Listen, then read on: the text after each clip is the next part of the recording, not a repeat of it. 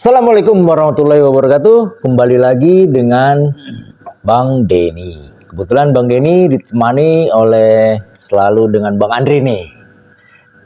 Bang, Ya. denger-denger nih Bang, di Gunung Lawu itu tempat peninggalan dari Kerajaan Majapahit ya Bang? Iya. Bisa di-spill sedikit nggak Bang tentang Kerajaan Majapahit nih Bang? Atau kita hari ini temanya tentang Majapahit kali ya Bang ya?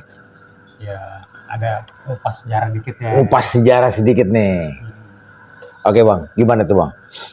Iya, emang di situ ada beberapa situs. Terutama di Gunung Lawu itu ada situs-situs di mana tempat Prabu Brawijaya V terakhir tuh Mukso tuh moksa, hilang. Gitu, hilang tapi dalam arti tuh gimana ya? Hilang ke ini aja, hilang. Gue bingung ngejelasin Mukso itu apa, hilang. Ya, Mukso jasadnya di bumi, ya, rohnya, raganya keluar dari jasadnya itu Bang ya, Mukso ya Bang. Wih. Nah, itu pengertian. Oke Bang. Gitu. Nah, ada petilasan Sendang Derajat, terus Argo Dumila, Argo Dalem, terus Pasar Setan, Pasar Dieng, gitu.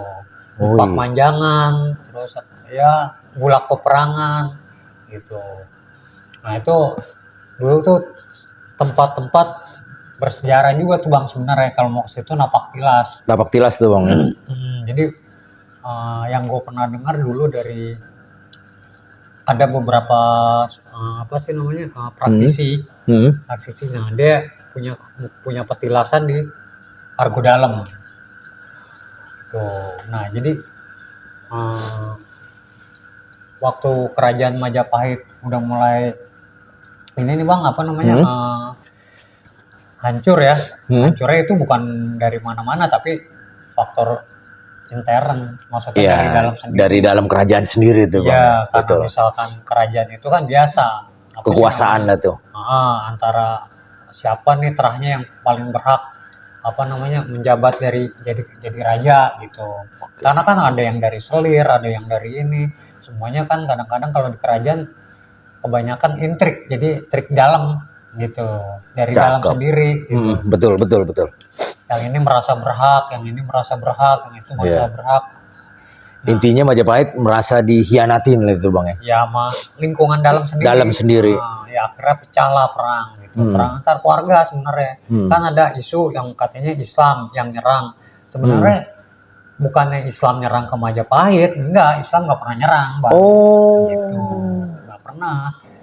Ya karena kan Sunan Kalijaga itu kan masih ada terah ininya Brawijaya gitu. Maksudnya masih ada terahnya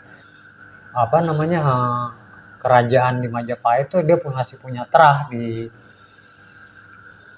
Majapahit gitu. Sunan Kalijaga tuh makanya ibaratnya tuh Sunan Kalijaga tuh kakeknya Brawijaya. Brawijaya. Nah jadi dia nggak mungkin berani nyerang kakeknya, nggak mungkin gitu. Ini karena ada unsur sejarah tuh kadang-kadang kan ada diplesetinnya dikit, dibelokin dikit gitu. Sebenarnya enggak gitu. Akhirnya mereka perang, keluarga Prabu Brawijaya nih lari itu di situ bukannya mungkin takut, jadi menghindari Bang pertumpahan darah antar keluarga mungkin ya boleh dibilang, biar nggak pecah besar. Lebih baik dia hengkang dari kerajaannya, dari Mojokerto, dari kerajaan Majapahit, dari kota raja. Dia pergi didampingin sama dua punakawannya nih Bang. Namanya Noyo Genggong sama Sabdo Palon.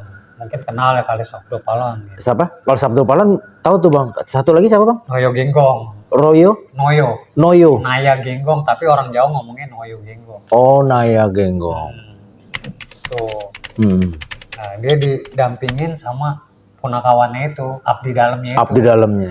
Lewat jalurnya bukan jalur yang Cemoro Sewu. Dia jalurnya ini Candi Suku, ada candi apalagi di situ ya, lupa. Ada ini juga peninggalannya tuh berupa apa Yoni sama Lingga tuh ada di sana lewat. Aduh, jalur Yang di Gunung Lawu itu tuh bang. tunggu dulu bang, lupa gua nama jalur ininya.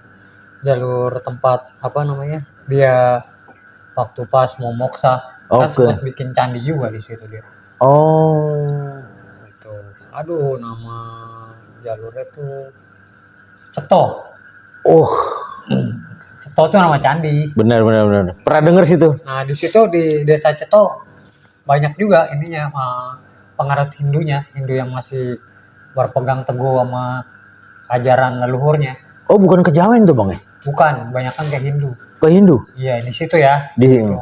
Berarti Hindu, Islam, Buddha kan dulu kan yang ada di Indonesia ada Kapitayan. Kapitayan itu agama leluhur Jawa. Iya. Nah, kalau Kejawen itu perpaduan antara Islam dan kepercayaan Jawa. Beda lagi nih bang, makanya gue kasih tahu dikit nih. Iya. Kan antara Kapitayan, Kejawen, Hindu, Buddha, Islam gitu. Oh, gitu. Kalau Kapitayan itu emang ininya bangsa Jawa, aslinya orang Jawa itu dulu memeluk kepercayaannya Kapitayan gitu. Nah, makanya di sini kalau di Indonesia tuh kan ada Semar, ada Petruk, ada Gareng gitu. Itu kan dewa kan buat dia gitu. Oke. Nah, jadi di mana di Ceto itu nggak mayoritas, kebanyakan masih agama Hindu gitu, penganut Hindu. Ya campur lah Islam, Kristen gitu. Cuman banyak di situ. Nah, dia lewat dari jalur situ bang, dari jalur Ceto. Dia bikin candi Ceto Suku gitu. Nah, begitu dia lewat situ, Sunan Kalijaga nih ceritanya. Ini Sunan Kalijaga mau ngejar dia. Si Prabu Brawijaya. Akhirnya ketemulah di bulak peperangan itu. Ada kalau di jalur itu ada namanya pos bulak peperangan.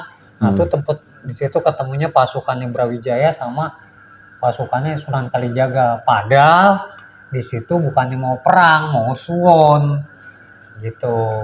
Antara cucu sama kakek gitu.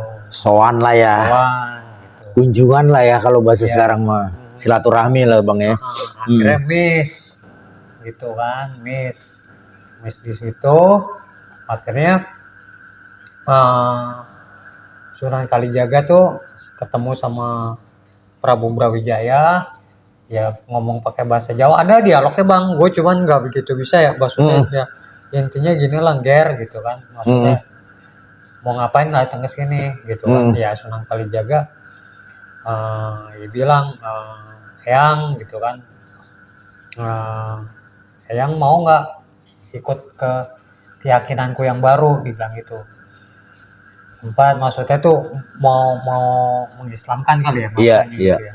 Gitu. Tapi Prabu Brawijaya tetap kekeh sama keyakinan namanya gitu. Oke. Kalau misalkan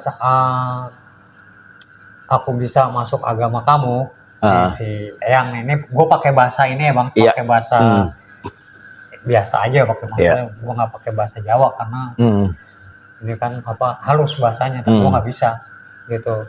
Ya, intinya gini, kalau emang saya mau ikut ajaran kamu, coba potong dulu rambut saya. Gitu. Kan rambutnya gondrong bang, gitu. Gue dong. Ya, kayak gitulah. Ya ternyata menurut cerita apa namanya orang para leluhur lah dulu. Itu rambutnya nggak bisa dipotong bang. Si rambut si Brawijaya. Karena saking saktinya tuh bang. Ya begitulah, orang-orang dulu kan tahu sendiri bang. Oke, sebelum kita lanjut kemana-mana nih bang, inti dasarnya itu tapak tilasnya si Majapahit ini gimana nih bang di Gunung Lawu sampai dijadikan satu pos ini namanya ini sampai pasar setan, sampai segala macam itu dulunya? Ya mungkin waktu pas dia apa namanya pindah ke situ, lari ke situ gitu kan, mengasingkan diri di situ di Gunung Lawu itu ya mungkin dia ngedirin situs-situs bang buat mungkin biar anak cucunya tahu gitu kan perjalanannya dia ini untuk apa namanya untuk mengasingkan diri atau mendekatkan diri kepada Yang Maha Pencipta lah ya. zat yang tunggal gitu, atau Hyang Widi gitu kan kalau bahasanya gitu kan. Nah, Majapahit untuk melarikan diri untuk moksanya itu Brawijayanya Brawijaya ya Bang ya, bukan Majapahitnya. Majapahit kan kerajaan ya Bang, Oh iya benar. kerajaannya Brawijaya gitu. Oh. Nah, dia larilah ke Argodumila, Argodalam, sorry. Nah, di Argodalam itu ada warung tuh Mboyem gitu. Mboyem juga tahu tuh. Wih, Al-Fatihah untuk para sobat pendaki nih, untuk Mboyem belum lama ini sudah meninggalkan kita semua nih Bang ya. Entah siapa nih warung Tertinggi, legendaris ya Bang ya. iya, tertinggi. Di ketinggian berapa tuh Bang? Di Ya, Mboyem itu udah 3.000 sih Bang, cuma 3.000. tepatnya 3.000 berapa lupa. Warung tertinggi dan tertinggi. Kita pernah tuh Bang ya, ke sana tuh Bang ya. Iya dulu pernah. Cuma kita bukan lewat jalur Cetok, kita lewat Cemoro Sewu. Cemoro Sewu tur Cemoro Kandang ya Bang ya. Lanjut Bang. Ya menurut versi sih gitu Bang. Mungkin maaf nih kalau ada yang salah, koreksi ya. Ini kan cuman ini aja. Kita sebelum mengulas kumpas tentang kerajaan Majapahit nih Bang ya. Benar. Jadi intinya gimana nih Bang? Ya intinya kita itu mungkin ya maksudnya sesama manusia gitu kan, terus apa namanya, saling hidup berdampingan, agama satu agama lain.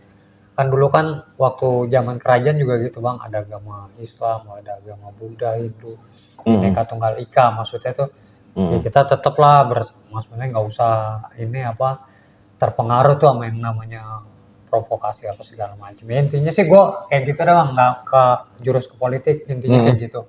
Maksudnya ya kita di mana harus toleransi tinggi aja gitu. Maksud gue jaga kebangsawan kebinekaan. Wah, cakep sekali nih Bang. Nanti kita kulik lagi nih Bang ya tentang kerajaan Majapahit. Bikin episode nih kalau iya. Nah, tadi Abang sebutin diantaranya apa tuh Bang? Yang sampai 5 tuh saya lupa tuh yang tadi. Oh, nama petilasannya. Nama petilasannya. Ya nama.